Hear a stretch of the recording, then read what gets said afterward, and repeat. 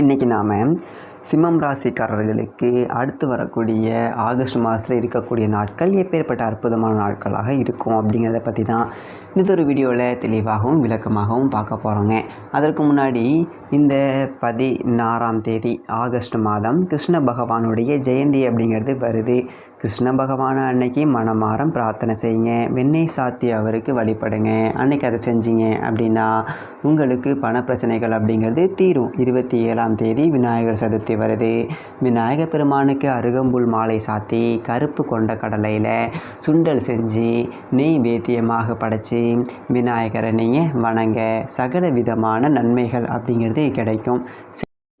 இன்னொரு முக்கியமான விஷயம், தனிப்பட்ட முறையில் ஜாதகம் பார்க்க இந்த வாரத்துக்கான அப்பாயின்மெண்ட் ஃபிக்ஸ் பண்ண சொல்லி நிறைய பேர் கேட்டிருந்தீங்க. இப்போது ரூபாய் 299 ரூபாய்க்கு தெளிவாகவும் விளக்கமாகவும் ஜாதகம் பார்த்து தரவங்க. தாழ்மையான வேண்டுகோள், இந்த நம்பருக்கு ஃபோன் கால் அல்லது வாட்ஸ்அப்பில் கூட நீங்கள் கேட்டு அவங்களுடைய அப்பாயின்மெண்ட் அப்படிங்கிறத ஃபிக்ஸ் பண்ணிக்கலாம். உங்களுக்கு தேவையான அனைத்து டீட்டெயிலுமே நம்ம டீமில் இருக்கிறவங்க கொடுத்துருவாங்க.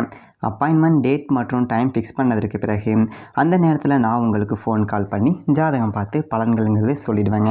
ஜஸ்ட்டு நீங்கள் வாட்ஸ்அப் அல்லது ஃபோன் காலில் உங்களுக்கான டவுட் அப்படிங்கிறத கிளியர் பண்ணிக்கலாம். சரிங்களா? உங்களுக்கான அப்பாயின்மெண்ட் டேட் மற்றும் டைமை ஃபிக்ஸ் பண்ணிக்கலாம். அப்புறம் நிறைய பேர் கேட்குறாங்க எவ்வளோ நேரம் ஆகும்னு சொல்லிட்டு. ஃபஸ்ட்டு நம்ம உங்களுடைய ஜாதக கட்டத்தை பார்த்துட்டு ஜனனகால பலன்கள் அப்படிங்கிறத சொல்லிவிடுவோம். அதாவது இந்த ஜாதகக்காரங்களுடைய வாழ்க்கை எப்படி இருக்கும், கேரக்டர் எப்படி இருக்கும் அப்படிங்கிறத சொல்லிவிடுவோம். அதுக்கப்புறம் கோட்சாரத்தின் அடிப்படையில் கடைசி ஒரு 2.5 வருஷம் எப்படி இருந்துச்சு, எதிர்காலம் வரக்கூடிய 2.5 வருஷம் அதெல்லாம் எப்படி இருக்கும் அப்படிங்கிறதெல்லாம் பார்த்துடலாம். அட் லாஸ்ட் பர்டிகுலராக இந்தந்த டைமில் என்னென்ன நடக்கும், இந்த டைமில் என்னென்ன நடந்துச்சு அப்படிங்கிறதெல்லாம் பார்த்துட்டு உங்களுக்கான தெளிவான விளக்கமான பலன்கள் அப்படிங்கிறத சொல்லிடுவாங்க. இதை தாண்டி உங்களுக்கு ஏதாவது சந்தேகம் இருந்துச்சு அப்படின்னா கூட நீங்கள் கேட்டுக்கலாம். ஒவ்வொரு ஜாதகத்துக்குமே 30 நிமிஷம் வரைக்கும் நம்ம எடுத்துப்போம். தெளிவாகவும் விளக்கமாகவும் பொறுமையாகவும் உங்களுக்கு நாங்கள் சொல்லிடுவோங்க. இது இல்லாமல் வேறு ஏதாவது சந்தேகம் இருந்துச்சு அப்படின்னா கூட நீங்கள் டவுட்டுங்கிறது கேட்டுக்கலாம். கடைசியாக ஜாதகம் இல்லைனாலும் பரவாயில்ல, பிறந்த தேதி, பிறந்த நேரம், பிறந்த இடம் மட்டும் சொன்னாலே போதுங்க. நாங்கள் உங்களுக்கு ஜாதகம் பார்த்த பலன்கள் அப்படிங்கிறது சொல்லிவிடுவாங்க. நீங்கள் வாட்ஸ்அப்பில் ஜஸ்ட் ஒரு மெசேஜ் மட்டும் பண்ணாலே போதும், இல்லை ஃபோன் கால் பண்ணி உங்களுடைய அப்பாயின்மெண்ட் ஃபிக்ஸ் பண்ணால் மட்டுமே போதுங்க. சரி, வாங்க நம்ம வீடியோக்குள்ளே போகலாம். இப்போ நாம் ஆகஸ்ட் மாத ராசி பலனுக்கு வருவோங்க.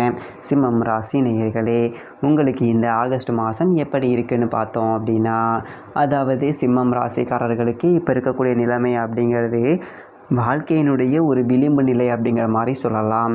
ஏன் அப்படின்னா, ஒரு மனுஷனுக்கு கஷ்டம் மேலே கஷ்டம் அப்படிங்கிறது வந்தால் தாங்கிக்கலாம். ஆனால் வந்தது எல்லாமே கஷ்டம் மட்டுமாவே இருந்துச்சு அப்படின்னா எப்படி தான் தாங்கிறது? என்ன இப்படி ஒரு கெட்ட நேரமாக நமக்கு? ஐயைய, வாழ்க்கையில் நான் இப்படி மோசமான ஒரு காலகட்டத்தை அனுபவித்ததே இல்லை அப்படிங்கிற மாதிரி சிம்மம் ராசிக்காரர்கள் தாங்க முடியாத வேதனையோட பாத்ரூமில் போயிட்டு கதவை சாத்திக்கிட்டு அழுவக்கூடிய நிலைமை தான். வெளியில் இருக்கக்கூடிய பிரச்சனை வீட்டில் வந்து சொல்ல முடியலை, வீட்டில் இருக்கக்கூடிய பிரச்சனை வெளியில் போயிட்டு சொல்ல முடியலை, யாருக்கிட்ட போயிட்டு நம்ம கஷ்டத்தை சொல்லி புலம்புறதுன்னே தெரியலை. ஒரு புலம்பக்கூடிய ஆளுங்களாக ஆகிவிட்டீங்க சிம்மம் ராசிக்காரர்கள். அப்படி தான் இருக்குது. அதுக்கு மெயின் காரணம் என்னென்னு பார்த்தீங்க அப்படின்னா, அஷ்டம சனி, ஜென்ம கேது, களத்திர ராகு, இந்த 3 கிரகங்கள் தான் முக்கியமான கிரகங்கள். குரு வந்து லாபஸ்தானத்தில் இருந்தார் அப்படின்னாலும் என்னத்தை இருக்காரு போ அப்படிங்கிற அளவுக்கு இந்த 3 கிரகமும் சேர்த்து எந்த பக்கம் திரும்பினாலும் அடி அப்படிங்கிற அளவுக்கு வாழ்க்கையை போட்டு கசக்கி பிழிஞ்சு புட்டு அப்படின்னு தான் இருக்குது. அதனால் நம்ம சிம்மம் ராசிக்காரர்களுக்கு நல்லது நடக்கணும் அப்படின்னு சொன்னால் நம்ப கூட மாட்டீங்க. அப்படி ஒரு மோசமான நிலைமை அப்படிங்கிறது இருக்குது.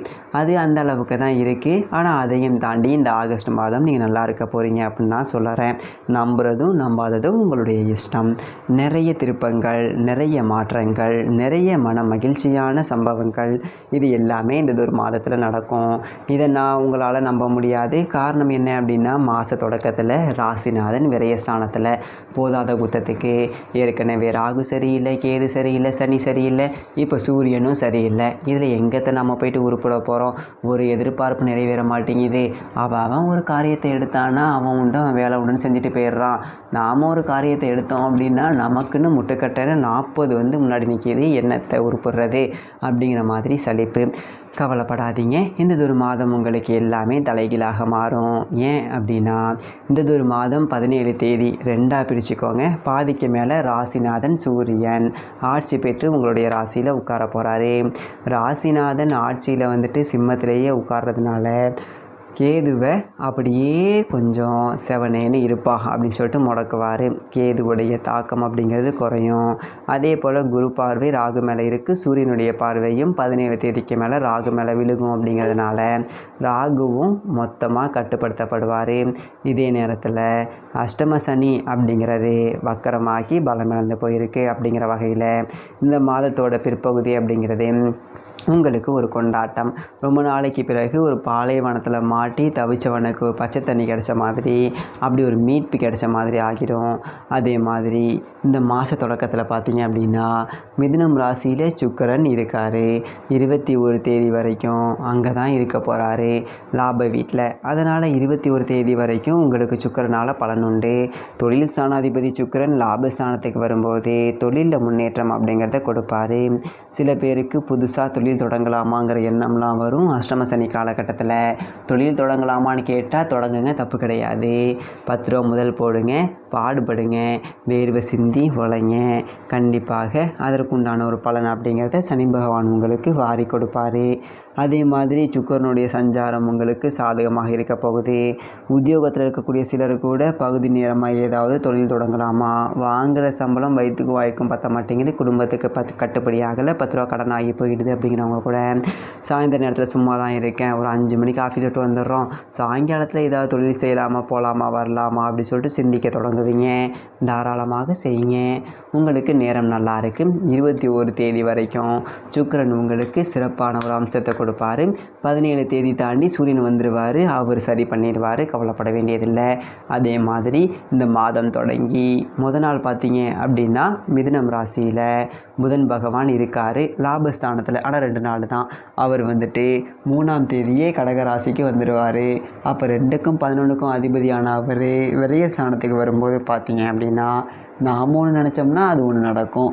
அப்படியே நினச்ச ஒன்று டக்குன்னு செய்ய முடியாத ஒரு சூழல் இருக்கும். அஷ்டம சனி இப்போ வக்கரம் அடைஞ்சிருந்தாலும் கூட கொஞ்சம் குணம் காட்ட தானே செய்யும்.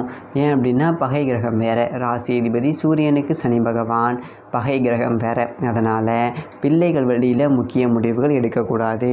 பிள்ளைகள் இருக்காங்க, ஒரு வெளியூரில் போய்ட்டு படிக்கணும்னு நினைக்கிறாங்க, ஒரு கடனை உடனே வாங்கி ஒரு 50,000 போய்ட்டு கட்டிட்டு வருவோம், 10 நாள் எனக்கு அந்த காலேஜ் பிடிக்கலன்னு நிற்பாங்க. அதனால் பிள்ளைகளுடைய படிப்பு, பிள்ளைகளுடைய முடிவு அப்படிங்கிறத நீங்கள் திணிக்காதீங்க. நீங்கள் திணிச்சு போட்டு அதுக்கப்புறமா நான் தான் முடியாதுன்னு அப்போவே சொன்னேனே, நீ தானப்பா கேட்டேன், நீ தானம்மா என்னை அங்கே சேர்த்து விட்டேன், நான் முடியாதுன்னு சொன்னால என்னால் அங்கே இருக்க முடியாது அப்படின்னு சொல்லிட்டு நிற்கும். நீங்கள் பதில் சொல்ல முடியாது. அதனால் பிள்ளைகளுடைய முடிவு அப்படியே இழுத்து பிடிச்சி ஓட்டுங்க. சரிப்பா வாப்பா, இப்போ இந்த இடம் பிடிச்சிருக்கா, அந்த இடம் நல்ல இடமா, 4 பேருக்கு கொஞ்சம் விசாரித்து அங்கே போய் செஞ்சு பிள்ளைகளை அவங்க போக்குள்ளேயே கொஞ்சம் விட்டு பிடிக்கக்கூடிய ஒரு வழி அப்படிங்கிறத பாருங்கள். அதுதான் உங்களுக்கு இந்த ஒரு காலகட்டத்தில் நல்லது.